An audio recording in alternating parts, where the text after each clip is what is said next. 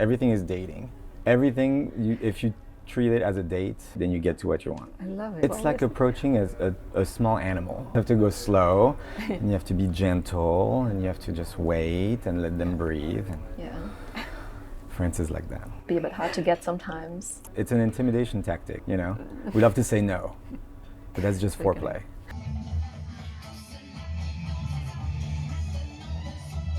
When you were sitting around the second stage, like the dance floor, you were like really part of this play, because you're really close. 100%. You can smell it, and you can be like, that could be me, or that was me, you know, last night. You're witnessing very intimate scenes that you know you shouldn't be there. You shouldn't be watching. That's what's exciting. It reminds me of the moment where there was one guy in the audience at the show, and he was supposed to give the dancer like a kiss on the cheek, I think, and then he turned his head around and like they had a That's right. like a lip to lip kiss, like a kiss on the mouth. So that was like one moment I was like, damn. I don't know if that was planned or spontaneous. Was it choreographed? It looks spontaneous, right? It did. Then we did our job. Yes. Okay. Do you prepare? What are the spot recommendations that you would have to get to the mood before they come to the show? Come to the show. You get everything there. There's a bar. You'll absolutely be entertained. And we finish early enough that that could just be your first stop of the night. And one drink that you're going to serve to everyone in the audience? We stick with champagne. Nothing's wrong with a dirty martini or spicy margarita. Spicy margarita. Yeah, I think spicy margarita goes with the show. Yeah.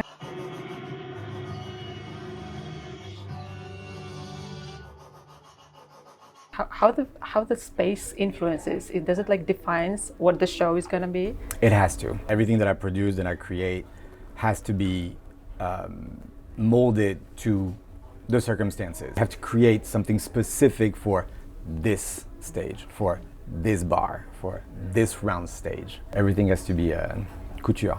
When I watched Effrontés, you were working, we were drinking. Yeah. The goal is to have is for Effrontés to grow into a project that I don't have to be so hands-on. Scott and I, we do everything. Same. Okay. Yeah. How would you adapt it or go about adapting it to a new space? The dream is for the show to eventually expand. If I have some rigging, I'm gonna use it. If I have any tricks that you offer me, I'm gonna use them. The bar is part of the show. Yeah. That was cool. Unexpected.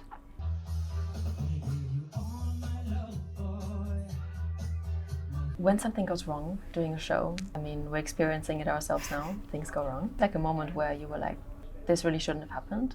Oh, the list is long. The exciting part of the show at this point is how the audience is going to behave. And it's our job to create some invisible rules. There has been evenings where the audience sits on the floor, for example, and we know that the next tableau is going to take all of this space right here. And so then we have like 5-10 minutes, sometimes 3 minutes to figure out a way to redirect the audience. That's part of the hostess job. Handle the audience.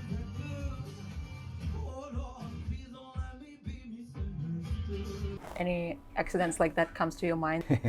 When we first started playing Effrontés, the performers, they weren't used to being so close to the audience. They're prestigious dancers. They're used to big theaters with some distance with the audience and them. For the first shows, we had to tell them, you cannot push people out of your way. Like you have to, they are here, they're real people. It doesn't make believe, they are actually right here. How would you describe the relationship with the performer or a person who works in this creative space?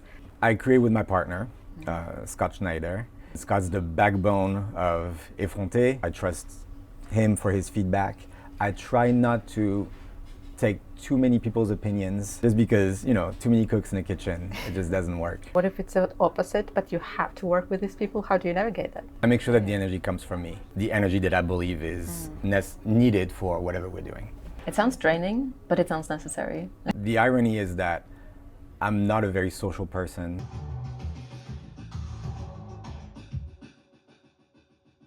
What is like your process to find the right people?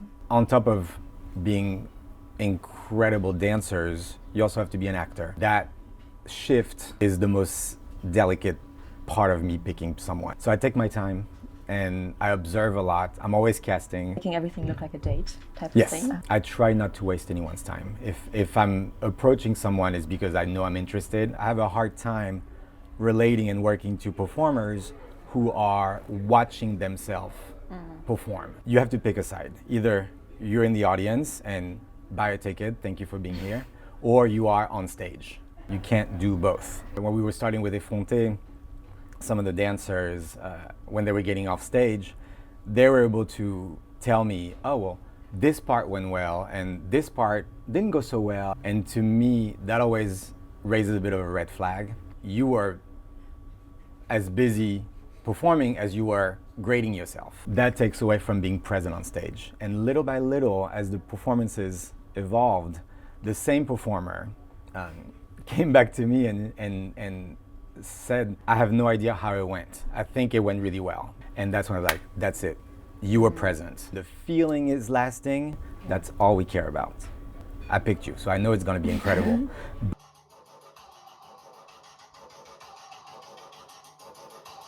The last performance that moved you? While I was on stage or when I was in the audience? Oh, you can give both. And the last performance I saw, the Netherlands Dance Theater at Châtelet. Crystal Pite did a full evening. The one that you were performing? The next one, the one that I haven't done yet. Oh, okay. Yeah. There's joy in the adventure. Do you have a favorite performer or performance that left you that feeling when you were watching it? There's a few that will always be tattooed on me. Contemporary classical work, I would say Ana Laguna, incredible dancer. And I think that her truth and her physicality scarred my brain in the best way possible. Any concert by Madonna, just that showmanship, a bit of a guide to be daring and to be unapologetic. Is there any idea that comes from the little Willy, like young boy? When I was little, I was a huge fan of Vegas shows like Siegfried and Roy, magic shows in Vegas. Like I used to watch this with my grandfather. We used to have VHS tapes. Cabaret shows like The Lido or The Crazy Horse. Truth or Dare by Madonna was very influential as well. I grew up with a lot of adults. You know, I could kind of just do my own thing. Unsupervised. Kind of, yeah, exactly. I went where my eyes took me. And that was often MTV and Showgirls. It was ballet. Yeah. I know, so sad. I know. It's like a recent news, yeah. Literally, it shaped my imagination.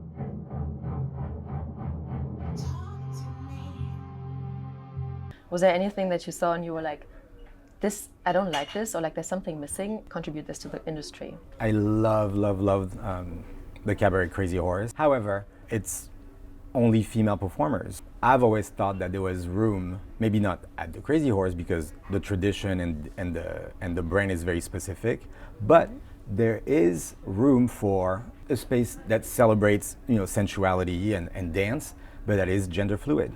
How did you secure your venue? How did you go about this? A friend of ours was showing a short film, actually. We walked in and the place was already curated, heavily curated, the way you saw it. I could tell that the owner of Maison 3 was really going out of his way to make the experience a memorable one, and he was very welcoming to my friends who were showing their short film.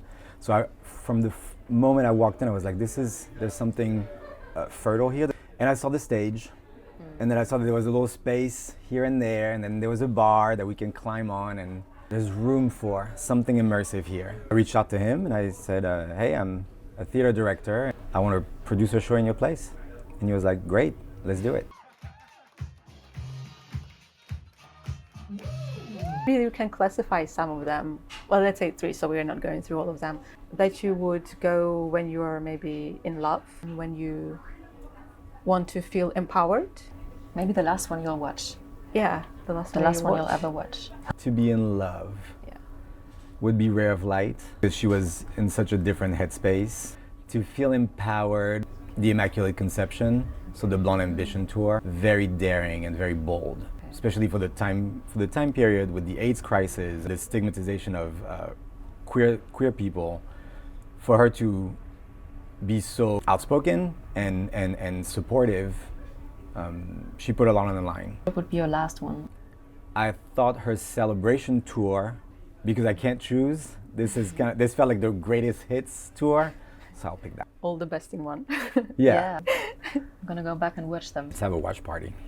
Yeah, I was So gonna good. have that watch parties. Lorian mentioned that she has a friend, a dancer friend, who was on tour with Madonna. She was, I think, playing her double, like her young self. But she's gonna come to Paris actually. I'm leaving that day. Like we were actually planning to have Oh, her really? as well, and now Yeah. I'm leaving, and I'm just like. The show isn't over. Yeah, It's it's very going. much. It's very much going on.